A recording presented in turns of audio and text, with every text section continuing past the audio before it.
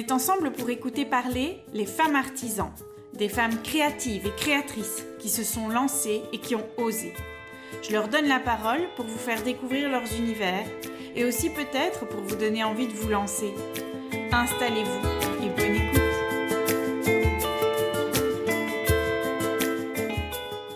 Aujourd'hui, vous allez entendre Cécile. Moi, c'est pas la première fois que je la rencontre. J'ai eu l'occasion de me plonger dans son univers, dans son atelier, pour un reportage photo de son activité. Et son activité, c'est bien de ça qu'elle va vous parler aujourd'hui. Cécile, elle est menuisière, créatrice, artisan. Ensemble, nous avons parlé de passion, de laisser la place à la créativité, du besoin de faire avec ses mains, de la satisfaction de mener un projet de A à Z, de reconnaissance, d'inspiration, de vocation et d'évolution. Bonjour Cécile. Bonjour. Merci beaucoup d'avoir accepté de venir ici répondre à mes questions. Avec grand plaisir. Donc tu es menuisière. Oui, c'est ça. Donc je crée des objets de décoration, mais principalement plus du mobilier sur mesure, et tout ça en bois de récupération. Ok. Bon. Et donc on va parler de l'artisanat en particulier.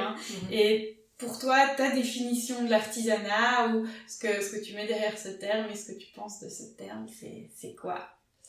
C'est un terme que j'aime déjà beaucoup. Je trouve l'artisanat, ça veut dire vraiment qu'il y a une passion derrière le travail en quelque sorte.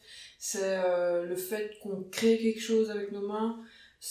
On transmet notre passion et nos visions, nos valeurs derrière nos différentes créations. Okay. C'est un peu ça l'artisanat pour moi. Et du coup, tu fais une distinction entre artisanat et créateur ou c'est lié pour toi ? C'est lié.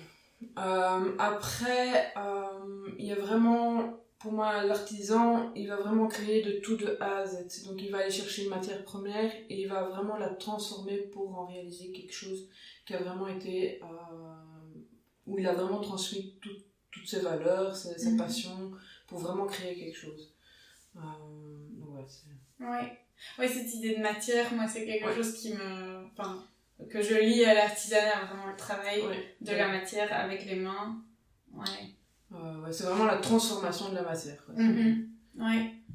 C'est vrai que c'est le parcours de la matière.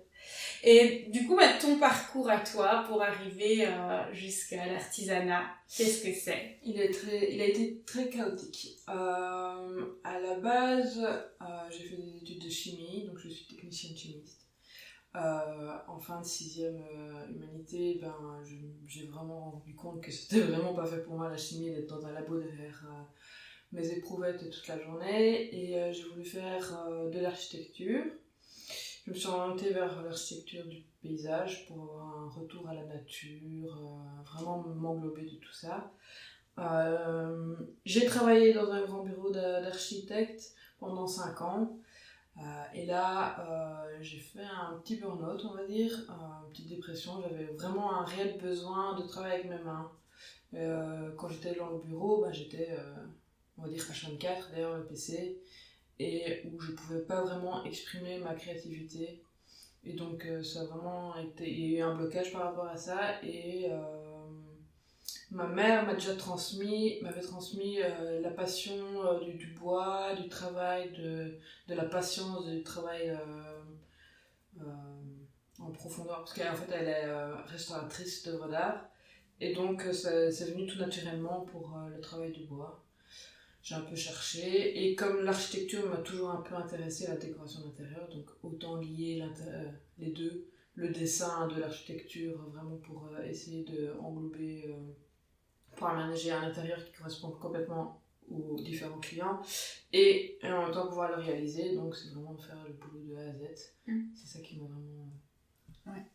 Voilà, c'est un peu comme ça que je suis devenue artisan dans la menuiserie. Ouais, tu dis vraiment que le manuel te manquait, tu l'as vraiment ressenti. Ça m'a fallu 5 ans à peu près pour vraiment me rendre compte que c'était vraiment ça qui me manquait. Dans le bureau, je pouvais dessiner tout ça, mais il y avait quelque chose qui me manquait toujours. J'étais quand même assez limitée, parce que c'était dans un gros bureau d'architecte, et donc au final, c'était pas vraiment moi qui décidais. Donc, il me manquait déjà cette créativité-là. Et en plus, pour pouvoir aller vraiment jusqu'au bout de mes idées, quoi. C'était un peu ça, et là, je le retrouve complètement, parce que j'ai des demandes de clients qui pourraient aménager, par exemple, une bibliothèque. Je la dessine, et je la conçois, et je la place. Donc c'est vraiment de A à Z, et c'est ça la pure satisfaction de mon travail et de l'artisanat. Une satisfaction que tu ne retrouvais pas avant? Non, pas du tout. Enfin, plus du tout. Ouais. Et tu avais déjà fait quelque chose de manuel avant? Oui. Enfin, j'étais quelqu'un d'assez manuel. On va dire, comme tout enfant, on bricolait. On va dire que je bricolais un peu plus que les autres. Je dessinais énormément. Et j'ai eu mon premier appart assez tôt. Et là, il fallait que je l'aménage un peu comme je pouvais. Et j'ai été chercher quelques planches et j'ai fait des étagères. Pour tout dire, des boîtes. Je continue encore à les faire un peu mieux parce qu'à l'époque c'était un peu scabreux. Mais enfin voilà, donc au final, tout ne sachant pas ce que ça allait être plus tard, je l'avais déjà prédit avant, quoi. En quelque sorte, j'ai déjà commencé à faire mes petites boîtes pour aménager mon intérieur. Donc, voilà.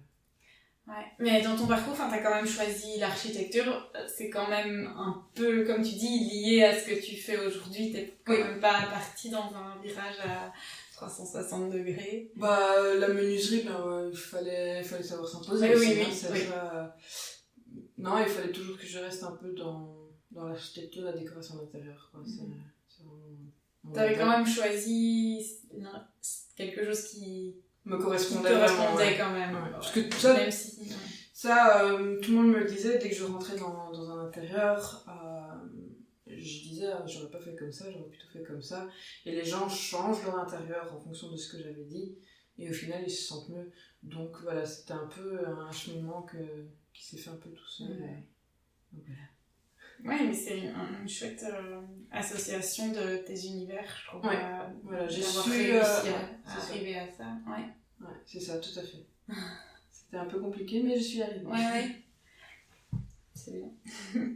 Et du coup, quand on est artisan, femme artisan, comment on est reconnu ou non aujourd'hui dans la société? On commence à être mieux en mieux reconnu.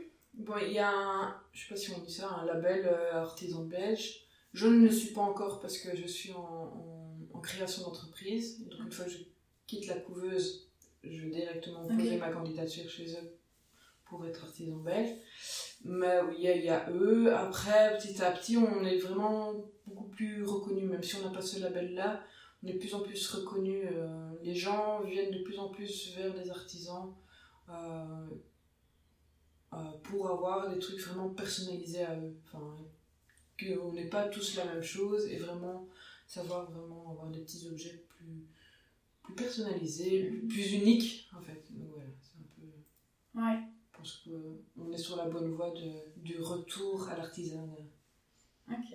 Il y a peut-être un petit ras-le-bol des grandes sociétés on va pas les citer, hein. Oui. On les connaît. Il y en a ici.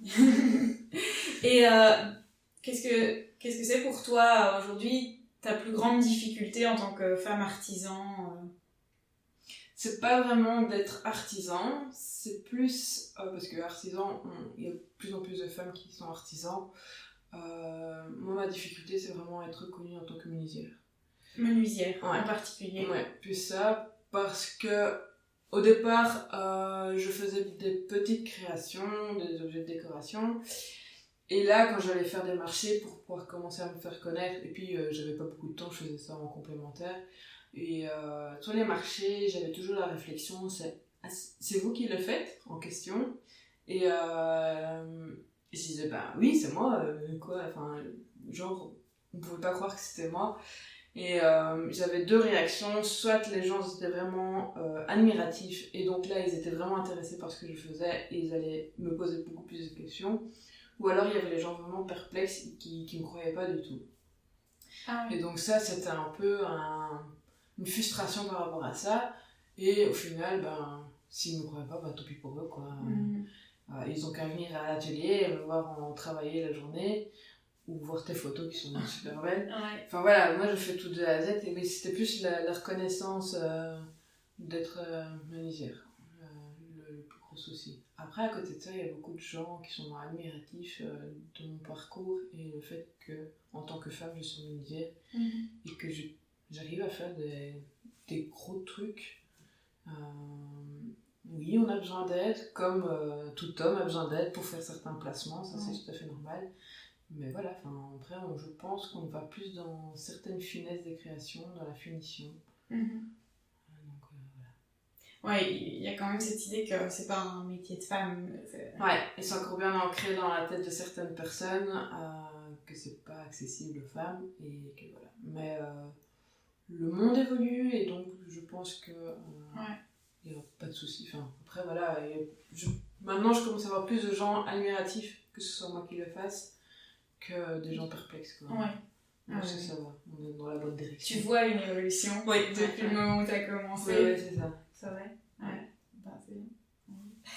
Mais oui, techniquement, tu dis que tu as besoin parfois d'aide pour des cas où un homme aurait tout autant besoin d'aide, parce qu'il faut être deux. Pour porter certains. Voilà, c'est ça. Ouais. Oui, voilà. Mais sinon.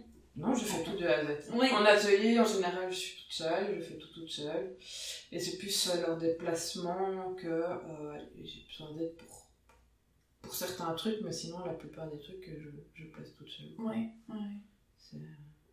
Voilà. Et parfois, tu tasses aussi avec d'autres personnes je commence à connaître quelques menuisiers, donc là, je vais parler de Hollywood. Eux, par exemple là, lui il démantèle des meubles chez Emmaüs, il récupère des bois un peu partout où il peut, et là il a créé un atelier partagé aussi, et on commence à être plusieurs menuisiers, et le cas échéant, je pense leur demander à eux plus qu'à quelqu'un d'autre qui de temps en temps c'était mon conjoint ou un autre ami, mais alors il doit arrêter de travailler pour venir m'aider, donc c'est un peu ou alors là il travaille samedi, c'est un peu compliqué, alors que je peux demander à un autre menuisier qui a aussi parfois besoin d'aide, ou on peut travailler parfois ensemble pour faire des plus gros projets. Voilà, c'est un peu une évolution qu'on est en train de faire. Ouais. On verra un peu comment ça se passe. Bah oui, parce que lui aussi il peut avoir besoin d'aide, et donc tu peux aller l'aider, quoi. Voilà, oui, c'est tout ça. à fait. Ouais. Donc essayer d'avoir une sorte... Allez, en tant qu'artisan, il y a souvent une synergie qui est en train de se créer, et avec les marchés, ce que j'aime beaucoup, c'est qu'on se connaissait beaucoup. On apprenait à se connaître, et c'est ça qui est chouette, c'est qu'il y a une synergie qui se crée entre nous, quoi. J'ai déjà travaillé avec un ferronnier. Voilà, je trouve que c'est sympa parce que voilà, on se partage un peu le boulot, et puis même, moi, on peut pas tout faire de A à Z, et autant travailler avec d'autres artisans. Oui. Voilà, mais oui, on peut chacun mettre le travail de l'autre en valeur. Ouais, voilà, c'est ça, tout à fait. Travail, ouais. Et si tu avais une question, ça me sort. Ça me reviendra après. Et qu'est-ce que tu penses que ce que tu apportes, toi, autour de toi, en tant que femme artisan? Ça, c'était une très bonne question. J'ai, de mon entourage, quand même, je vais pas dire une admiration, mais c'est plus une admiration de mon parcours, de voir là où j'en suis partie, là où j'en arrive maintenant, et comment j'ai évolué, et comment j'arrive à me faire reconnaître en quelque sorte.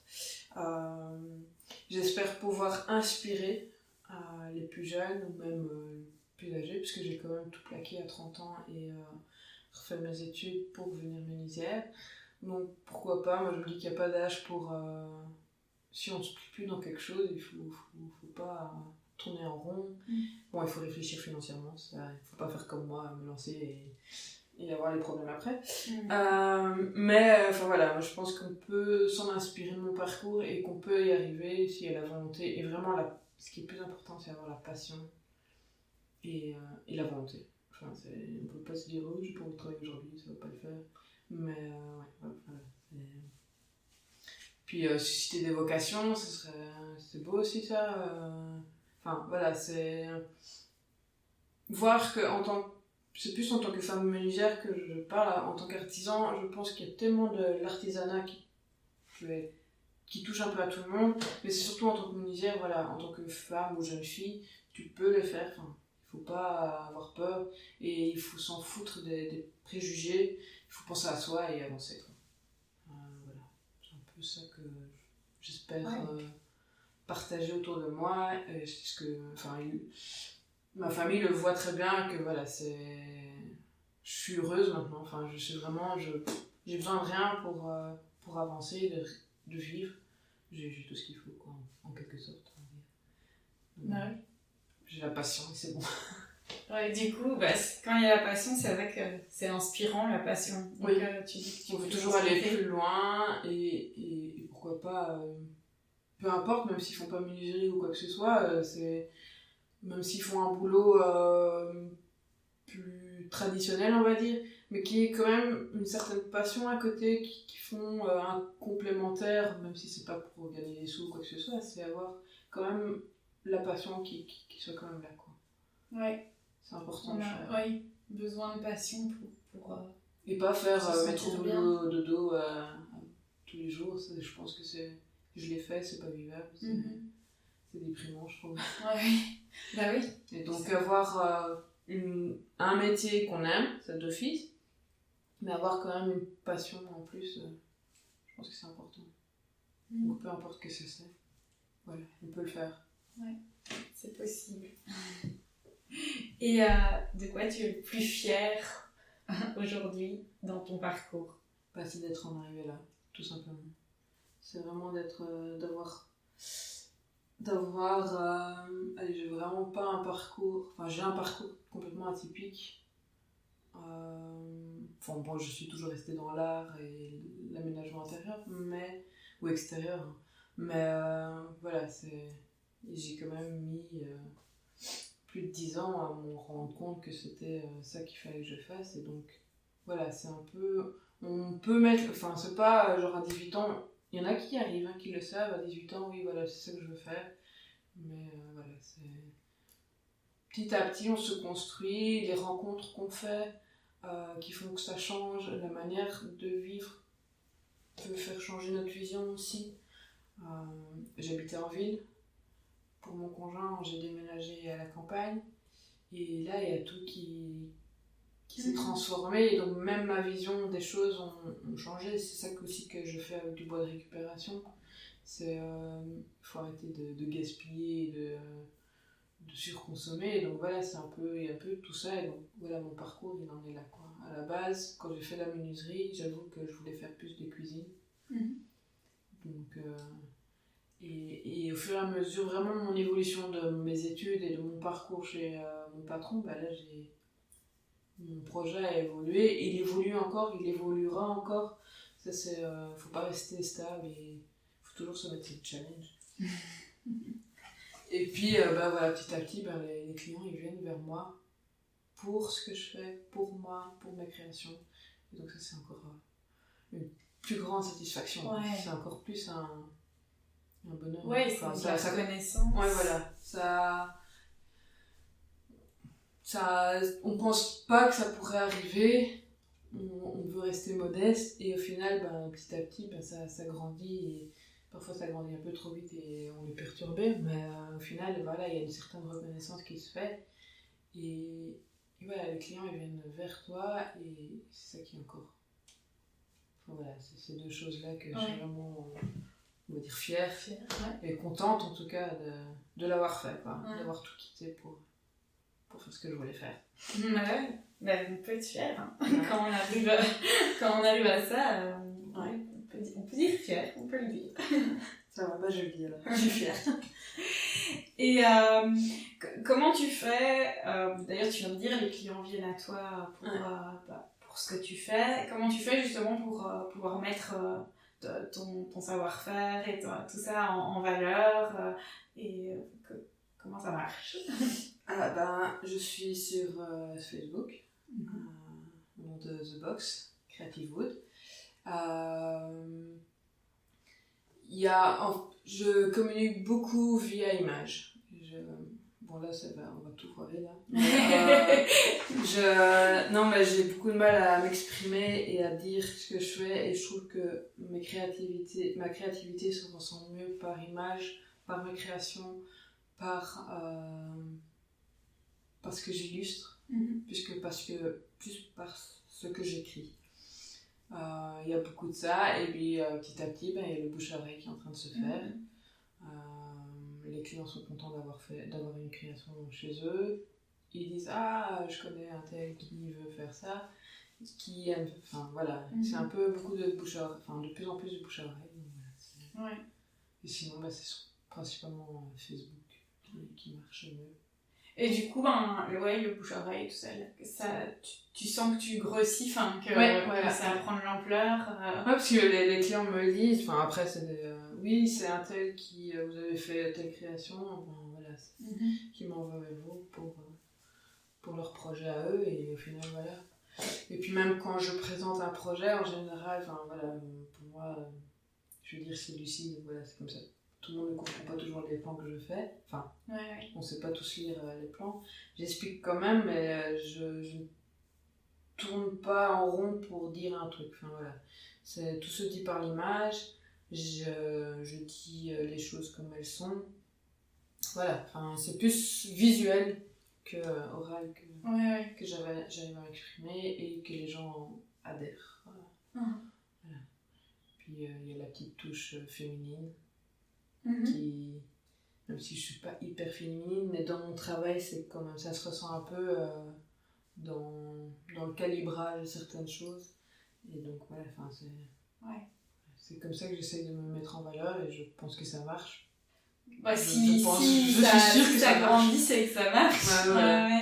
Tu sens que ton activité prend de l'ampleur, quoi. Oui. Beaucoup. Ça fait un peu peur parfois, mais c'est normal. Faut savoir tout gérer, et quand on est un peu seul, même si on a du soutien, mon conjoint, ma famille, mes amis, ils me soutiennent, mais dans le travail, on reste quand même seul en quelque sorte. C'était ça ma question tantôt. Tu travailles toute seule, parfois tu as des interactions avec d'autres, mais tu souffres pas de solitude? Pour l'instant, non. Après, tous les soirs, mon conjoint il rentre, donc après on peut partager mes trucs. Parfois, il y a certains jours, mais alors là, j'appelle un tel ou un tel, et voilà, c'est bon. Mais c'est vrai que parfois les journées sont longues, et que ce serait cool de travailler parfois avec quelqu'un. Mais je sais pas encore si je pourrais vraiment le faire. Dans l'immédiat, de toute façon, mon point de vue financier, c'est pas possible. Mais peut-être, je verra. Parce que justement, l'artisanat, la création, c'est difficile de trouver quelqu'un d'autre qui fait exactement la même chose. De pouvoir travailler, faire une partie de son travail par quelqu'un d'autre. Oui, ou alors c'est vraiment un employé, et il exécute ce qu'on fait, ce qu'on dessine, ou comme on lui dit, mais elle serait pas dans ma philosophie de vie, quoi. Je trouve ça pas logique. Ok, il va faire ce que je fais, mais je voudrais qu'il me mette aussi de sa patte, et qu'il me donne son avis sur la création en question que je suis en train de faire. Et je le fais déjà actuellement. Chaque projet que je réalise, je demande d'abord à mon conjoint, voir son avis. C'est le pire critique qui peut exister. Il va me détester quand je dis ça. Et voilà, c'est... Au moins, je sais que je peux affronter un client en lui présentant le projet plus facilement, plus sereinement, parce que lui, il aura vu tous les petits détails que certains clients ne voyaient pas du tout, par exemple. Il fait ton test. Ouais, voilà. Et au fur et à mesure, il a moins de tests, il y a moins d'erreurs, ou de ce qui ne va pas. Mais voilà, c'est... Je pense que il est assez complémentaire par rapport à ce que je fais. Il est aussi très dans... il est paysagiste, donc il est aussi dans le design, on va dire. Et donc, voilà, on est complémentaires. Et donc parfois on se sent un peu seul. Le boulot toute une journée, c'est pas... Même parfois quand... je parle de avant, maintenant c'est plus le cas, mais quand je travaillais avec d'autres personnes, je me sentais quand même seule parce que je pouvais pas vraiment faire ce que je voulais. Oui. Et donc on était limité. Et que maintenant je me sens, c'est plus une solitude de compagnie qui me manque, pas une solitude intellectuelle ou créative, quoi. Oui, c'est pas le fait d'avoir des gens autour de soi qui fait qu'on n'est pas seul. Ouais, voilà. Il faut être bien accompagné. Voilà, une relation. Ouais. Mais pourquoi pas un jour avoir un employé qui sera dans la même philosophie que moi et même fibre artistique. Ouais. Et que ce soit plus une espèce de collaboration que employé-employeur. C'est plus comme ça que je vois la vision des choses. C'est comme ça que j'ai fait mon stage. Au début, j'étais plus une stagiaire et donc il fallait qu'il me teste, voir un peu ce que je savais faire. Et au final, au fur et à mesure, j'ai vraiment évolué dans son atelier et c'était plus une collaboration. Il t'a laissé faire. Ouais, voilà. Il m'a vraiment, pas vraiment laissé faire, en fait. Il m'a poussé à aller plus loin, quoi. Et ça, je le remercie pour ce qu'il a fait. Super. Mais est-ce que tu aurais un dernier petit mot pour les gens qui se demandent si c'est possible de vivre de l'artisanat, voilà. Pour moi, dans mon cas, je trouve que c'est tout à fait possible. Maintenant, il faut réfléchir à son projet. Il faut vraiment prendre le temps de réfléchir, de le construire, de l'écrire, d'essayer de le communiquer aux autres, d'avoir les avis de tout le monde, sans spécialement en prendre compte ou quoi que ce soit. C'est juste pour faire grandir son projet, essayer d'aller plus loin, de s'en informer et de bien s'entourer. Si on a un bon entourage, je pense que l'artisanat, on peut en vivre. Et c'est tout à fait possible. Maintenant, quand j'en vois certains, ils arrivent à en vivre.